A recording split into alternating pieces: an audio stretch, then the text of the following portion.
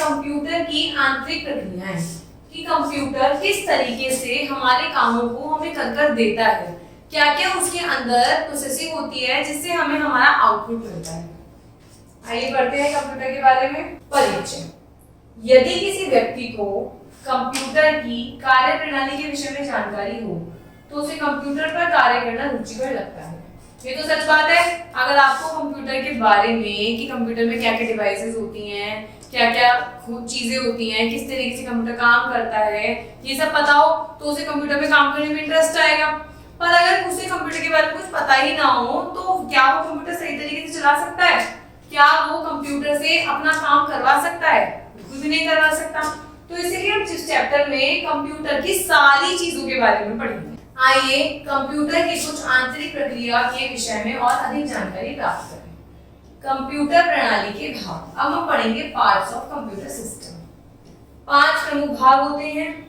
Central processing unit, input device, output device, pointing device, memory. आगे आगे हम सबके बारे में विस्तार से पढ़ेंगे। कंप्यूटर हार्डवेयर सॉफ्टवेयर दोनों का अर्थ होता है कंप्यूटर के इलेक्ट्रॉनिक उपकरण जैसे कीबोर्ड, माउस, मॉनिटर आदि। सॉफ्टवेयर प्रोग्राम प्रक्रियाओं का वह समूह होता है जो उपभोक्ता को कंप्यूटर पर कार्य करने में मदद करता है।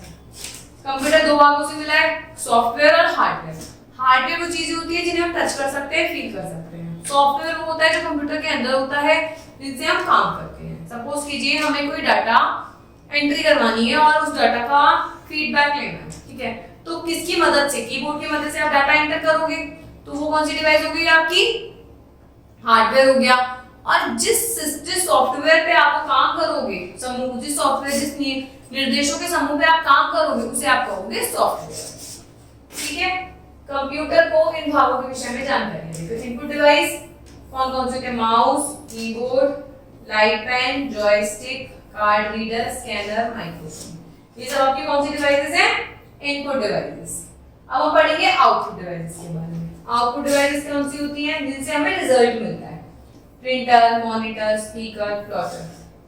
पॉइंटिंग डिवाइस कैसी होती हैं? डिजिटल टैबलेट, माउस, जिनसे आप पॉइंट कर सकते हो किसी चीज को। Steering wheel, light pen, joystick, touch screen, ये सब कैसी हैं? पॉइंटिंग डिवाइसेस जिनको हम पॉइंट की सहायता से चला सकते हैं। इंटरफेस यूनिट कौन कौन सी होती है? मॉडम के अंदर मॉडम 2 तरह के होता है, इनर और आउटर। एक होता है हमारा राउटर, जिनके बारे में हम आगे विस्तार से सब कुछ पढ़ेंगे। अभी हम बस इनका थोड़ा सा ओवरव्यू देखें। मेमोरी होती है आपकी cache memory, register memory. Secondary memory, primary memory. Primary memory में आपके पास एचडीडी होता है, रोम होता है, ये स्टेबल होती है, अनस्टेबल होती है, ईप्रोम, प्रोम, इनके होते हैं रोम के parts.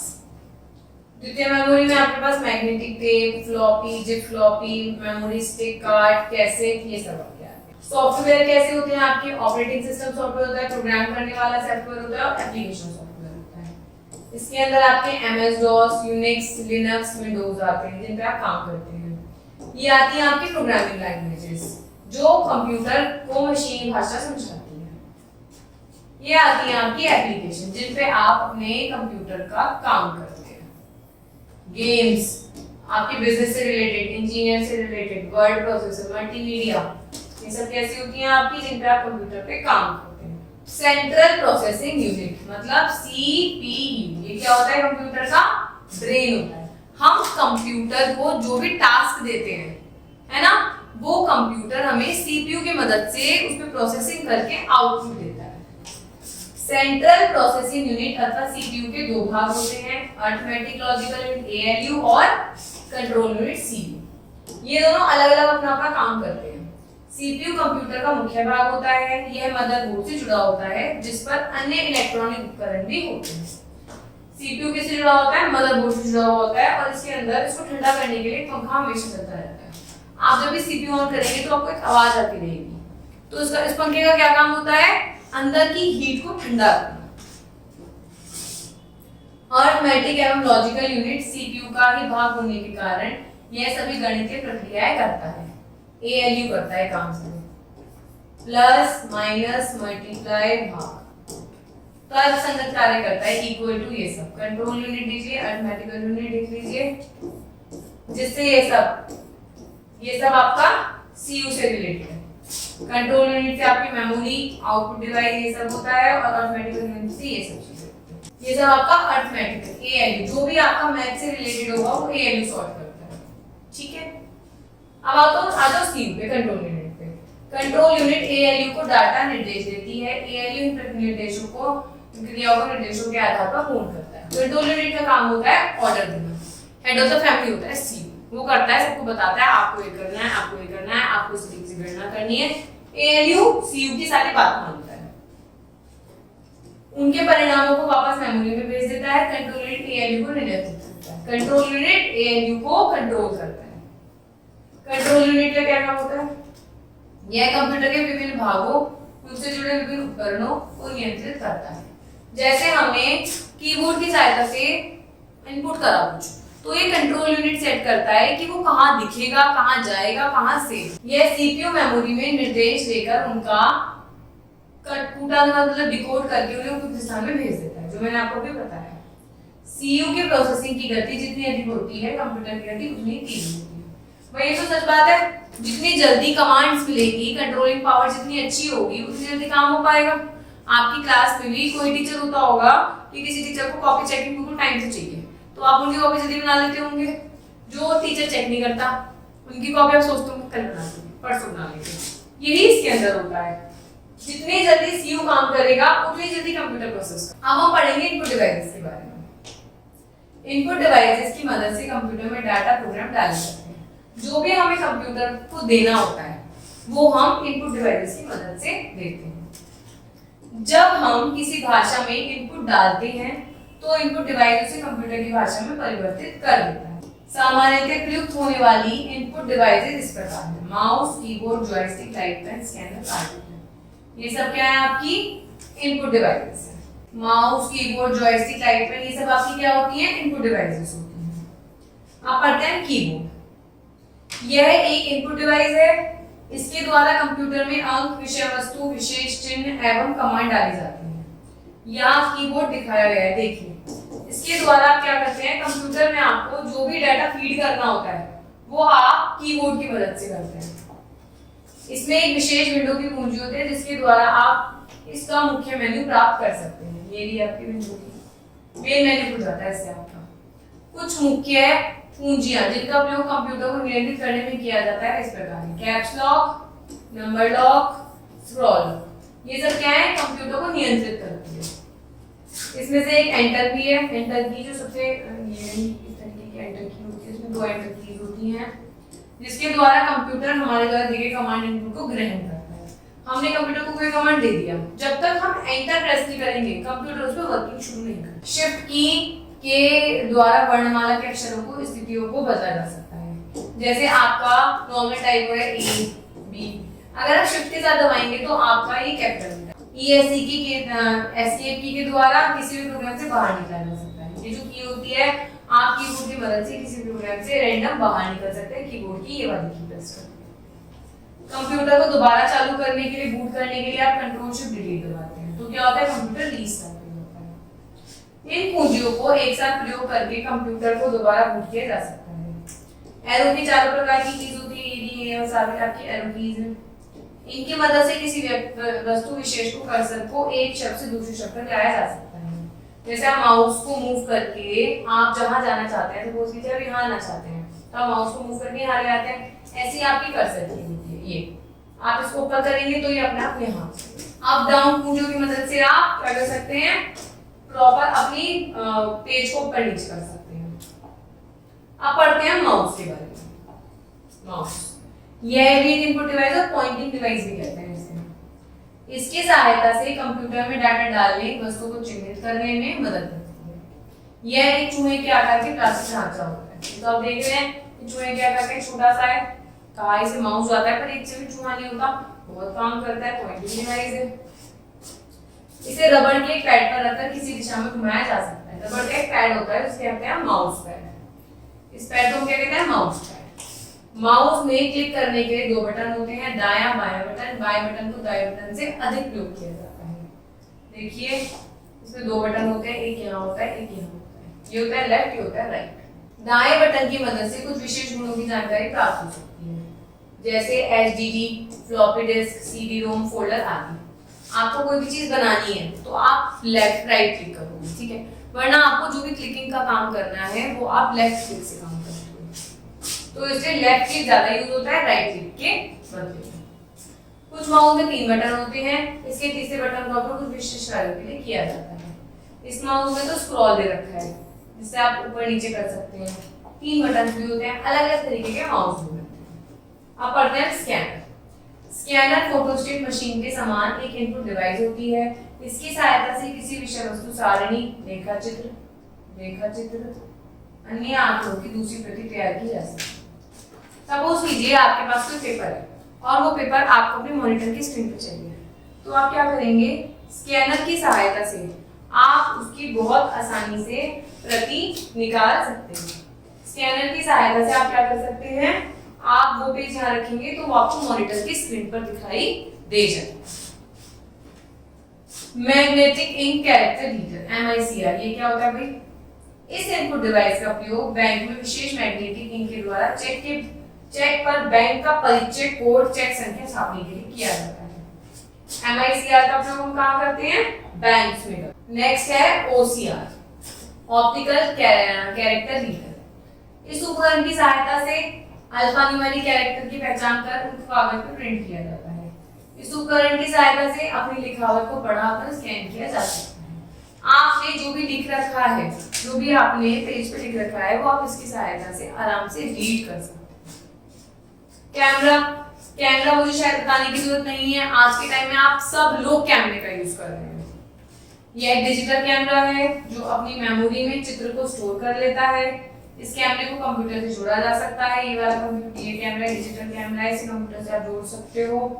Photograph, video clips computer में स्थानांतरित किया जा सकता है।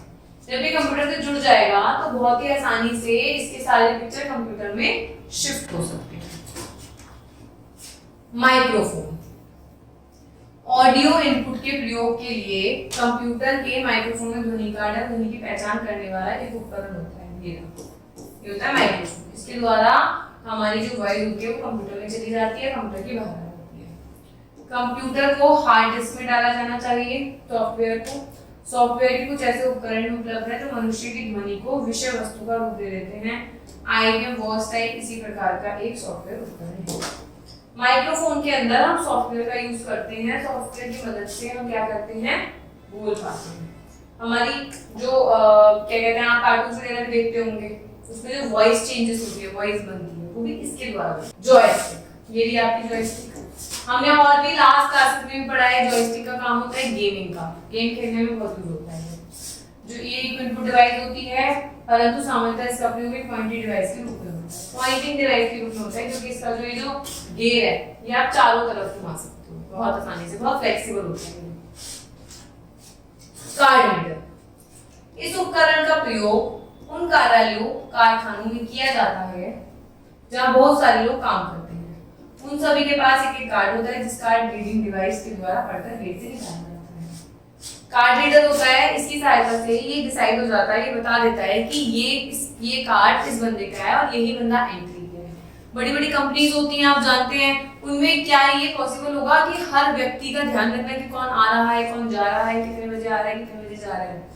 तो कार्ड रीडर की सहायता से आप हर व्यक्ति की कार्ड की रीडिंग कर सकते हैं और ये बता सकते हैं कि कौन गया, कौन आया, कितने बजे गया, कितने बजे आया, कितने लोग प्रेजेंट थे, कितने लोग एब्सेंट। अब हम पढ़ेंगे आउटपुट डिवाइस। अब तक हमने पढ़ा इनपुट डिवाइस, जिनके द्वारा हम अपना डाटा कंप्यूटर तक पहुंचाते हैं। आउटपुट डिवाइस, जिनके द्वारा कंप्यूटर हमें आउटपुट रिजल्ट देता है। अंकों की पहचान अथवा तर्कों के विश्लेषण की प्रक्रिया के पश्चात डाटा के सॉफ्टवेयर प्रोग्राम अथवा एप्लीकेशन के द्वारा उसे उपयोगी डाटा के रूप में परिवर्तित कर दिया जाता है। ये सभी आउटपुट डिवाइस होते हैं। सामान्यतः रूप से प्रयोग की जाने वाली कुछ मुख्य आउटपुट डिवाइस है मॉनिटर, प्रिंटर, प्लॉटर, इनसे जो भी हम कंप्यूटर को डाटा देते हैं, कंप्यूटर उन पर प्रोसेसिंग करवाता है। प्रोसेसिंग करने के बाद जो रिजल्ट होता है वो हमें इनकी सहायता से मिल जाता है। मॉनिटर के द्वारा स्क्रीन पे दिख जाएगा, प्रिंटर के द्वारा पेपर में मिल जाएगा। पहले पढ़िए मॉनिटर। देखिए आपकी टीवी स्क्रीन की तरह लग रहा है। मॉनिटर एक छोटे टीवी के समान होता है। जिसमें एक विशेष पिक्चर ट्यूब एवं एक इलेक्ट्रॉनिक सर्किट होता है जो हमारे द्वारा दिए गए इनपुट ग्रहण करता है। यह आउटपुट को सीपीयू के द्वारा छोटी छोटी बिंदुओं के रूप में दिखता है जिन्हें पिक्सेल्स कहते हैं। इसमें होते हैं पिक्सेल्स। हमारे टीवी की तरह होता है, इलेक्ट्रॉनिक सर्किट पे चलता है, इलेक्ट्रॉनिक पे चलता है। इसमें आप हर तरीके की पिक्चर देख सकते हैं। प्रिंटर, ये रहा आपका प्रिंटर। जो भी आपको हार्ड कॉपी में पेज पे चाहिए होता है वो हमें प्रिंटर मिलता है। 3 प्रकार के होते हैं, character printer, line printer, page printer. तकनीक के अनुसार प्रिंटर 2 प्रकार के होते हैं, इम्पैक्ट और non impact. Impact printer co dot matrix printer, अब प्रिंटर के अंदर में प्रिंटर, प्रिंटर के अंदर में प्रिंटर, अलग अलग तरीके के अलग अलग टाइप के प्रिंटर होते हैं। डॉट मैट्रिक्स प्रिंटर भी कहते हैं। नॉन इम्पैक्ट प्रिंटर का उदाहरण है laser printer. Printer to printer depend करता है कितने टाइम में कितनी प्रतियां निकाल रहा है, ब्लैक एंड व्हाइट निकाल रहा है, कलर निकाल रहा है, कितनी गति से निकाल रहा है, कितना निकालने पर कॉस्ट आ रहा है, कितनी बिजली जा रही है। तो इस तरीके से प्रिंटर का काम होता है हमें हार्ड कॉपी में हमारा आउटपुट देना। प्लॉटर, मेरा प्लॉटर, यह एक प्रकार की प्रिंटर ही होता है। प्लॉटर प्रिंटर ऐसे ही होता है, यह चित्रों, रेखा चित्र, रंगीन चित्र, तकनीकी जानकारी से बड़ी सूक्ष्मता से प्रिंट करता है। यह ऑटोकैड जैसे परिवेश टूल का उपयोग भी करता है। इसका यूज ये वाली एप्लीकेशन, यह बड़े आकार का होता है। सिविल इंजीनियर्स, डिजाइनर्स, बिल्डर्स, वैज्ञानिक, वास्तुकला उपयोग किया जाता है। देखिए, आपको कोई बेडशीट प्रिंट करनी हो, टाइल्स प्रिंट करनी हो, बहुत तरीके के बड़े बड़े लेवल पे ये प्रिंटिंग का काम करता है। अब हम पढ़ते हैं स्पीकर्स। ये रहे स्पीकर्स, ये ध्वनि के आउटपुट में मदद करते हैं जो कंप्यूटर के अंदर से बाहर ध्वनि आती है, ये इनके द्वारा आती है। इसमें से ध्वनि कार्ड की मदद से ध्वनि का आउटपुट प्राप्त होता है। इन्हें मल्टीमीडिया के स्पीकर भी कहा जाता है क्योंकि इसमें आप ऑडियो, वीडियो, पिक्चर, किसी की चीज की ध्वनि सुन सकते हैं, इसलिए से मल्टीमीडिया स्पीकर्स कहा जाता है। अब हम पढ़ेंगे पॉइंटिंग डिवाइस के बारे में। अभी तक हमने पढ़ा इनपुट डिवाइस, आउटपुट डिवाइस, अब हम पढ़ेंगे पॉइंटिंग डिवाइस। इन उपकरणों के द्वारा विषय वस्तु अथवा किसी चीज को चिन्हित किया जाता है, पॉइंट किया जाता है। इनकी सहायता से मॉनिटर की स्क्रीन पर स्थित किसी भी वस्तु को चुना जा सकता है। माउस होता है, पॉइंटिंग डिवाइस है। माउस की मदद से कंप्यूटर के किसी भी फोल्डर को आप चूज कर सकते हो ना, तो यही पॉइंटिंग डिवाइस का काम है। कुछ प्रसिद्ध पॉइंटिंग डिवाइस है mouse, light pen, digital tablet, joystick, text ball, sonic tablet, touch screen. सबसे पहले पढ़ेंगे हम टच स्क्रीन। आजकल आप जानते हैं सबके फोन टच स्क्रीन हो गए हैं, कैसे चलता है फिंगर की मदद से, तो पॉइंटिंग डिवाइस है। क्या पॉइंटिंग डिवाइस है? यह मनुष्य के स्पर्श के साथ कार्य करती है। इसका उपयोग कुशल विशेषज्ञों द्वारा किया जाता है। इसका आकार बहुत छोटा होता है, इसलिए इसे एक स्थान से दूसरे स्थान पर ले जाया जा सकता है। वही जो आपकी टच स्क्रीन होती हैं वो छोटे से होते हैं, छोटे छोटे फोन होते हैं, इन्हें आप कहीं भी कैरी कर सकते हो। आप जिससे वीडियो देख रहे हो वो भी टच स्क्रीन फोन ही है, आप वीडियो चेंज कर रहे हो वो भी पॉइंटिंग डिवाइस के द्वारा ही कर पा रहे हो। ग्राफिक टैबलेट, इसका प्रयोग कैड कंप्यूटर एडेड डिस्प्ले में किया जाता है। यह तांबे के तारों से निर्मित जाली होती है जिसे चपटी जाता है तभी। जॉयस्टिक, यह एक बड़े गिल्लीदार स्विच के समान होता है। जॉयस्टिक 2 खांचों के मध्य में एक डंडी होती है। इस डंडी को किसी भी दिशा में घुमाया जा सकता है, दाएं बाएं आगे पीछे। तो हमने जॉयस्टिक को पहले भी पढ़ी थी कि प्रॉपर एक डंडा होता है जिसे आप लेफ्ट राइट कहीं भी घुमा सकते हो बहुत आसानी से। बेसिकली इनका यूज गेमिंग में किया जाता है। ट्रैक बॉल, यह एक छोटी बॉल है जो इस प्रकार की पॉइंटिंग डिवाइस होती है। यह कीबोर्ड के किनारे पर रखी होती है जिसमें रबड़ की बॉल लगी होती है। कर्सर की स्थिति को बदलने के लिए उपभोक्ता इसे अपनी उंगलियों पे घुमा सकता है। कीबोर्ड के साइड में ये बॉल लगी हुई होती है, जैसे आप इसको मूव करोगे वैसे ही आपका कर्सर मूव करती है। माउस का ये काम है, माउस जैसे ही काम करता है। नेक्स्ट है हमारा लाइट पेन। यह एक पॉइंटिंग डिवाइस है जैसे ये। इसके पेन के आकार के होल्डर पे एक डिटेक्टर होता है, ये रहा आपका डिटेक्टर। जब पेन को मॉनिटर के कैथोड किरणों की पिक्चर एलिमेंट के सामने रखा जाता है तो यह प्रकाश ग्रहण करके कार्य करता है, जैसे ये कार्य करता है। देखिए जैसे कार्य कर रहा है ना वैसे ये कार्य। तो लाइट। सोनिक टैबलेट, यह ध्वनि तरंगों का प्रयोग करके ध्वनि को माइक्रोफोन तक पहुंचाता है जो टैबलेट के दोनों ओर स्थित होता है। ये रहा। जो भी ध्वनि जाएगी अंदर से आएगी, ये क्या करता है माइक्रोफोन के द्वारा ध्वनि को पहुंचाता है। टैबलेट के दोनों ओर स्थित होता है, अंदर भी होता है और बाहर भी होता है। आप पढ़ेंगे मेमोरी के बारे में कि कंप्यूटर को हम जितनी चीजें देते हैं वो किस तरीके से कौन कौन सी मेमोरी में सेव करते हैं। कंप्यूटर में एक मेमोरी होती है जो डाटा को ग्रहण करके उसको प्रोसेस करने के पश्चात ग्रहण करके स्टोर करती है। भाई जब हमने डाटा डाला कंप्यूटर तो कंप्यूटर की मेमोरी उसे स्टोर कर लेती है अपने पास। दो प्रकार की होती है, प्राथमिक द्वितीय। कंप्यूटर में कैश मेमोरी होती है, रजिस्टर मेमोरी होती है। पहले हम पढ़ेंगे प्राइमरी मेमोरी के बारे में। इसे मुख्य मेमोरी भी कहा जाता है, प्राइमरी मेमोरी को। यह 8 कंडक्टर पर चिप्स पर आधारित होती है। इस तरीके से प्राथमिक मेमोरी दो प्रकार की होती है, रैम और रोम। प्राइमरी मेमोरी पढ़ेंगे रैम के बारे में। इसका पूरा नाम होता है रैंडम एक्सेस मेमोरी। ये कैसी होती है, इसका क्या काम होता है? ये अस्थायी मेमोरी होती है, कंप्यूटर चालू रहने तक आप इस पर लिख पढ़ सकते हो। रैंडम का मतलब ये होता है अस्थायी होना। जितने कंप्यूटर ऑन है आप इसमें पढ़ सकते हो, इसमें लिख सकते हो, ठीक है। जैसे ही कंप्यूटर आप बंद करते हो तो रैम पे जो भी है सब कुछ बंद हो जाएगा, समाप्त हो जाएगा। सेव कमांड के प्रयोग से इनको स्टोर किया जा सकता है। भाई अगर आपने अपना कोई भी डॉक्यूमेंट सेव नहीं करा तो वो रैम में सेव नहीं होता, वो डिलीट हो जाएगा, बशर्ते आपको वो सेव करना पड़ेगा। जब तक कंप्यूटर ऑन है तब तक आप उस पर काम करते रहोगे, पर आप अगर कंप्यूटर बंद कर देते हो या गलती से बंद हो जाता है तो आपका डाटा खत्म हो जाता है। तो आपको ध्यान रखना है कि आपको अपना डाटा सेव करके रखना। इसका पूरा नाम है read only memory.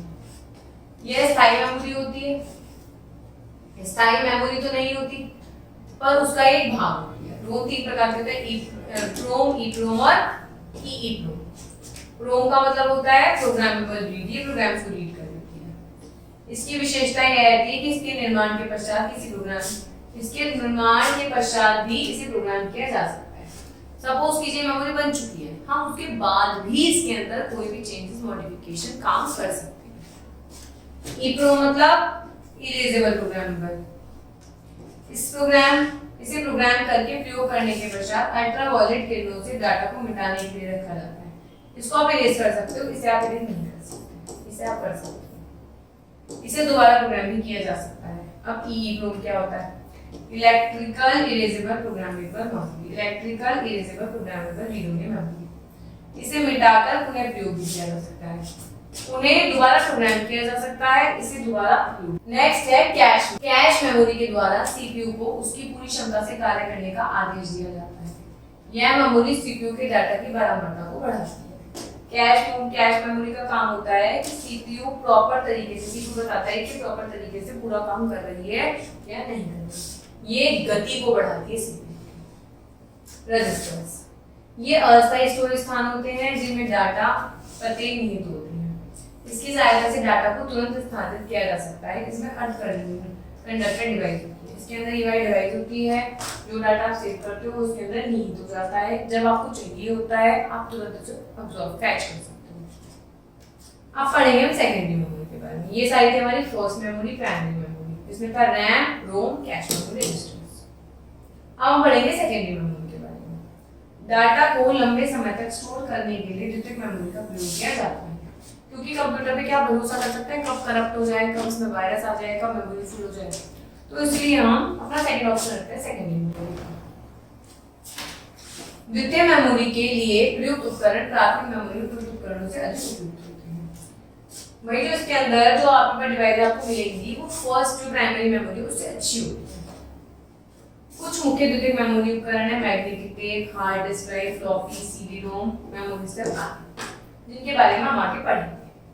Magnetic tape क्या होता है? यह एक प्लास्टिक टेप होती है, ये भी, जिस पर लोहे ऑक्साइड की परत चढ़ी होती है। इसका सामान्यतः चौड़ाई 0 से 5 इंच और इसकी अधिकतम लंबाई इतनी फीट हो सकती है। टेप के चैनल द्वारा डाटा रिकॉर्ड टेपिंग होती है। आप पहले देखते होंगे कि पहले आपको जो मूवीज आती होंगी, सॉन्ग आते होंगे, टेप से द्वारा चलते होंगे। तो उसमें क्या होता है, जब टर्न होता है तो उसमें सब कुछ रिकॉर्ड होता है। नेक्स्ट है hard disk drive.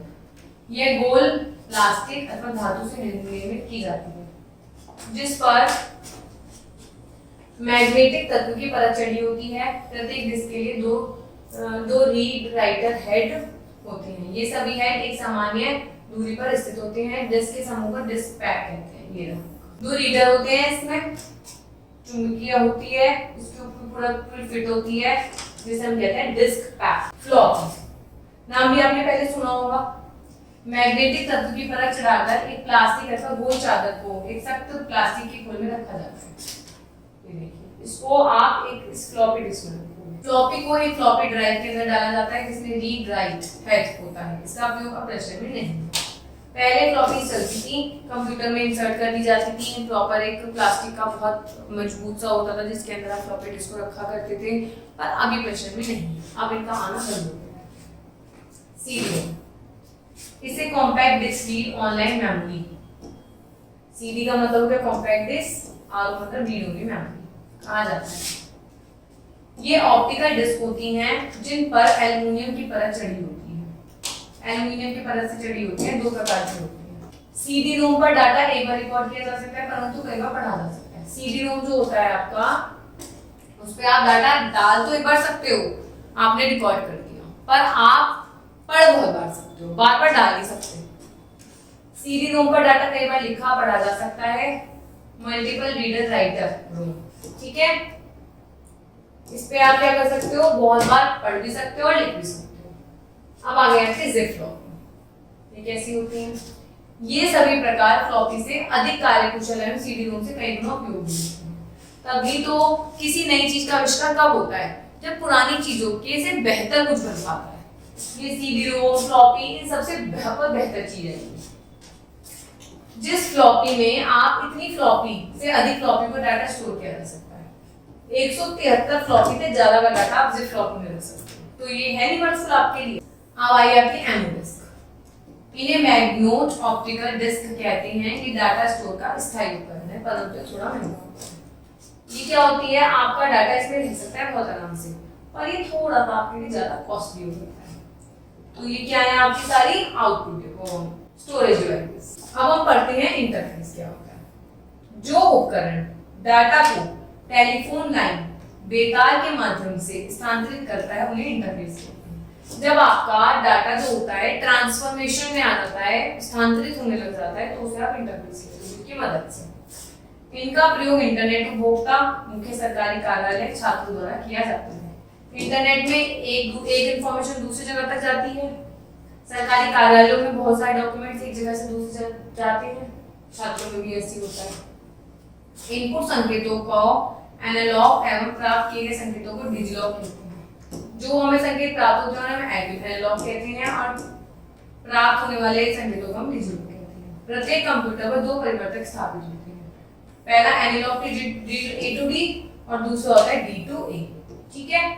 Interface unit के उदाहरण करते हैं। इंटरफेस के दो प्रकार के होते हैं इंटरफेस यूनिट, राउटर, मॉडेम, जिनकी सहायता से आपका डाटा ट्रांसफर होता है। ये आपका राउटर आपने काफी जगह स्कूल्स में भी लगा हुआ देखा होगा। इसका प्रयोग डाटा को लैन में परिवर्तित करने में किया जाता है। डाटा के स्थानांतरण के लिए यह टेलीफोन लाइन का प्रयोग करते हैं। इसमें इसका प्रयोग होता है, इसका जब यूज होता है तो लाइंस लगी हुई होती है, ठीक है।